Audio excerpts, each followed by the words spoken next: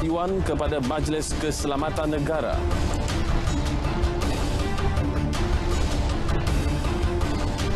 Persekutuan Angkat Berat Malaysia sokong Sukma Johor ditangguhkan.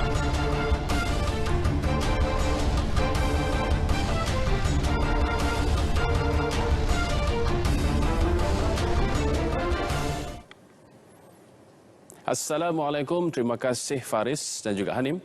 Susulan keputusan Majlis Keselamatan Negara MKN yang meminta saingan Piala Malaysia 2020 ditangguhkan.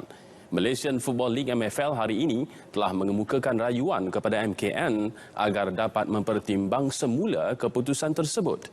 Rayuan ini dibuat bagi meneruskan beberapa baki perlawanan Piala Malaysia.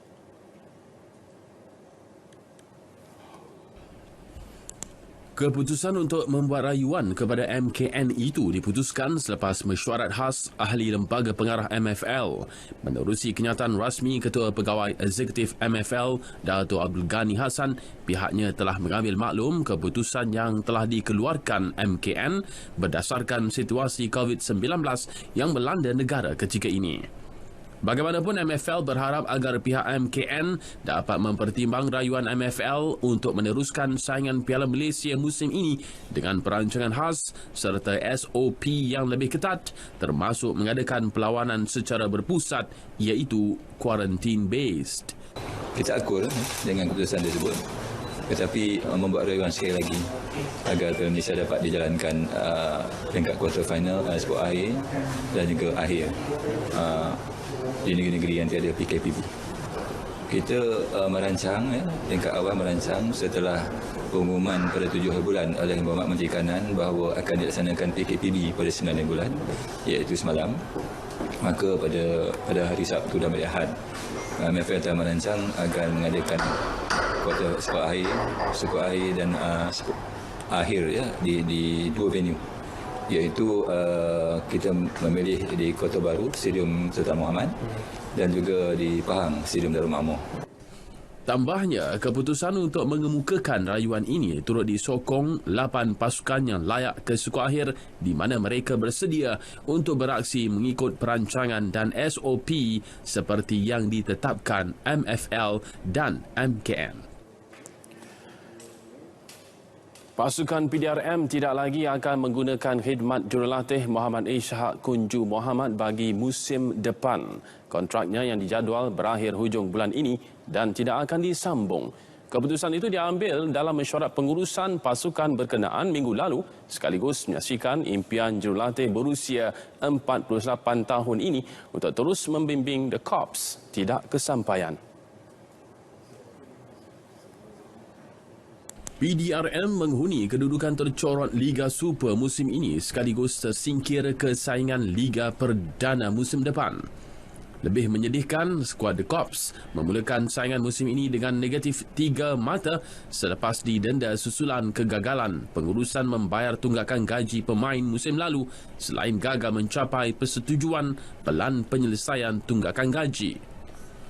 PDRM juga tempang musim ini apabila hanya mampu menggunakan khidmat 2 pemain import hingga berakhir liga. Selain sebahagian besar pemainnya dalam kalangan anggota keselamatan turut terbabit bertugas dalam membendung penularan wabak pandemik COVID-19. Mengenai masa depannya musim depan, Muhammad Ishaq yang juga bekas pertahanan kiri pasukan Terengganu era 1990-an itu mengakui setakat ini belum dilamar mana-mana pasukan. Prestasi pemain yang beraksi pada play-off kejohanan Badminton 100 Plus cabaran ranking remaja kebangsaan 2020 baru-baru ini mendapat pujian Datuk Misbun Siddiq. Beliau yang merupakan pengarah pembangunan remaja Persatuan Badminton Malaysia BAM berkata ia menjadi gambaran sistem latihan yang diterapkan oleh barisan kejurulatihan berada di landasan terbaik.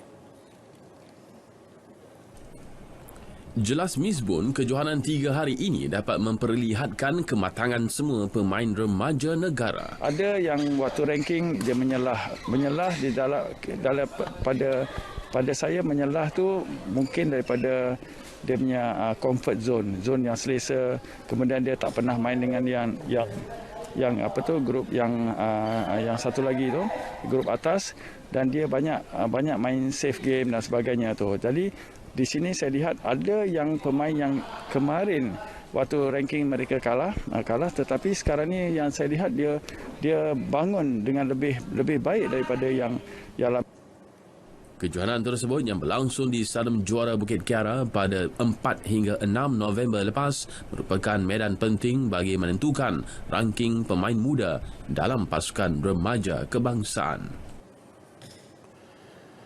Keputusan Majlis Tertinggi Sukan Malaysia menangguhkan Sukma Johor ke 2020 mendapat sokongan penuh Persekutuan Angkat Berat Malaysia PABM. Presidennya Datuk Ayub Rahmat dalam satu kenyataan media berkata ia tepat berdasarkan situasi semasa COVID-19 di negara ini yang membimbangkan dan ketidaktentuan mengenai status penganjuran tamasya sukan itu jika dianjurkan pada tahun depan. Tambah beliau, ia juga dapat memberikan lebih ruang buat semua negeri melakukan persediaan dengan lebih baik. Terdahulu, Menteri Belia dan Sukan, Datuk Seri Rizal Merican Nain American, mengumumkan pembatalan Sukma dan Para Sukma 2020 di Johor akibat penularan wabak COVID-19 yang telah memasuki gelombang ketiga di negara ini.